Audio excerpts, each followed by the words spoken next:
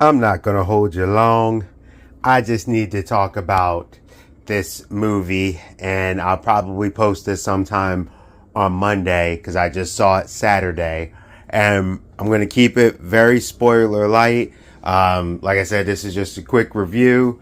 As usual, y'all know, got time. You hear my voice. I'm getting over being sick. But Godzilla minus one. That movie was something else. All right, firstly, the main character you're following is Shikishima. I remember his name. It's like, it reminds me of All Quiet on the Western Front,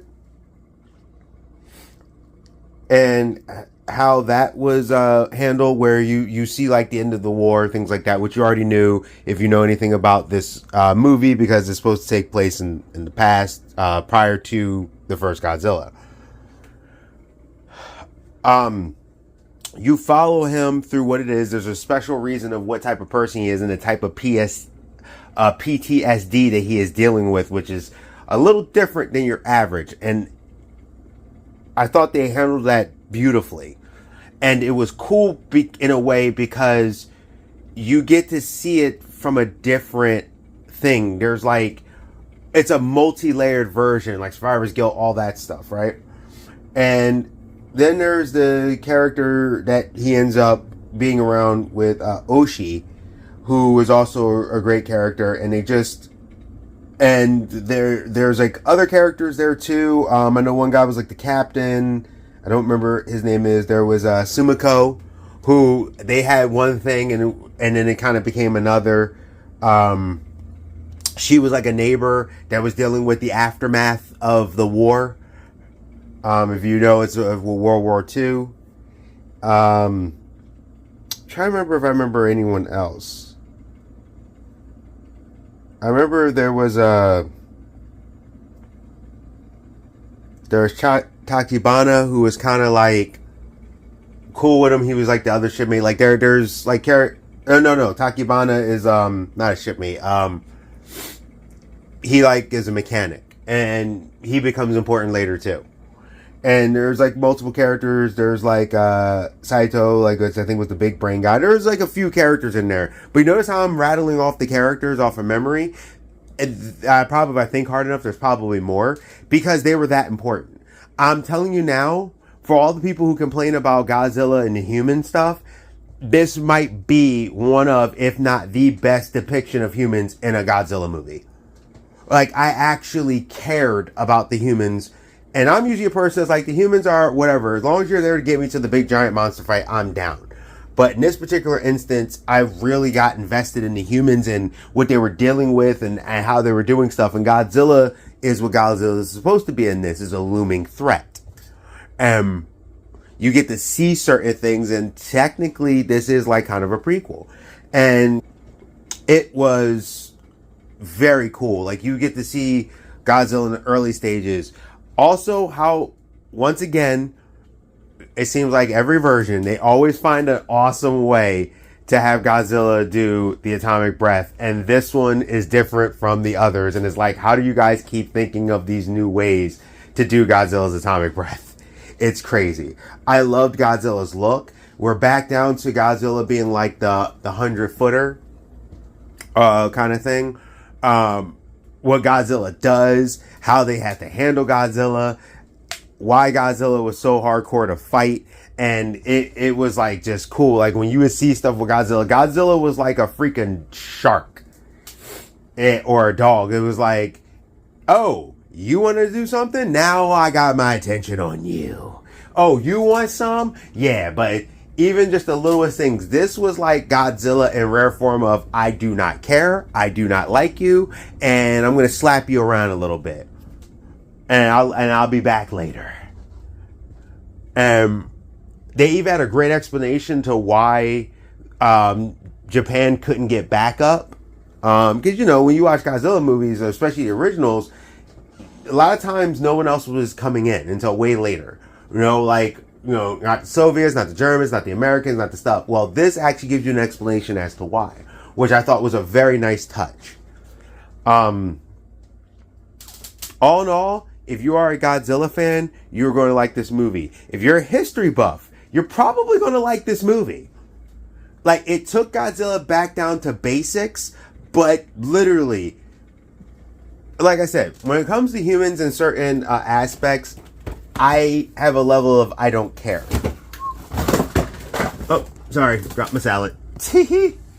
Like, some people are like, it's all about the humans. I'm like, really, I'm there to see the giant things fight. The humans can make a difference. The humans I do not mind normally, and especially with certain characters. Usually I'll gravitate to certain characters, but okay, cool. You're here to do this. I like that. So it's not like a bad, but in this particular one, I actually found myself invested in the humans. Like, I was like, whoa, these humans, like, they're desperate. And then also how they had to fight, who had to fight, which was also very different. It was just like, man, you guys really did, like, this dude really did a solid on this Godzilla movie. It added to the franchise. It put justice to the franchise. I love the fact that we still get Japanese stuff from Godzilla, like Shin and now this. And yet this was like into the Toho, like, original ones. And I thought that was great. And it fits if you really look at it. But, like, Godzilla was a whole menace in this thing. They couldn't do, like, it was like they would come at him and Godzilla would be like, oh, now you want some? They even did some cool things of how Godzilla's able to, like, you know, take on the damages we've seen before. And all in all, it's just, honestly, they just really put their foot into this Godzilla movie. And I think it shows. I guess you could say special effects looked fine. I know one person when I was leaving the theater, he said sometimes it looked a little CG-ish, but I'm like, compared to what we've been getting from most of the MCU, nah, it was fine. And yeah, I will keep coming at the MCU for all the people. Why does he do? Because it's garbage, and it shouldn't be. They had a quarter of the budget of an MCU movie, and this movie looked better than practically almost everything they've come out with, special effects wise. So I don't want to hear it. That's pathetic. Anyway, back to the thing at hand. Godzilla was awesome. The human element is, like I said, is actually one of the best human elements I've seen in a Godzilla movie, period. And I don't own all the Godzilla movies because there's a lot of them, but I've watched every single Godzilla movie. And I'm telling you right now, this one, the human interaction and all that, hit a little different. So, this rating is a wholesale blew my mind. My peoples is already going back to see it tomorrow, or no, Tuesday. My one friend is seeing it again on Monday. I'm probably going to see it at least one more time myself, if I have the time, just because, a matter of fact, actually, I might have the time on Monday. Just because this movie was that good. Like, I enjoyed it. This one will definitely be added to the collection. I am slowly building my Godzilla collection. I have a few movies now. I'm slowly starting to grab a few and put more and more in there as I get them. And -1, definitely be added to the collection. Like I said, blew my mind. If you've seen it, I would love to hear what you think. But honestly, Godzilla, what?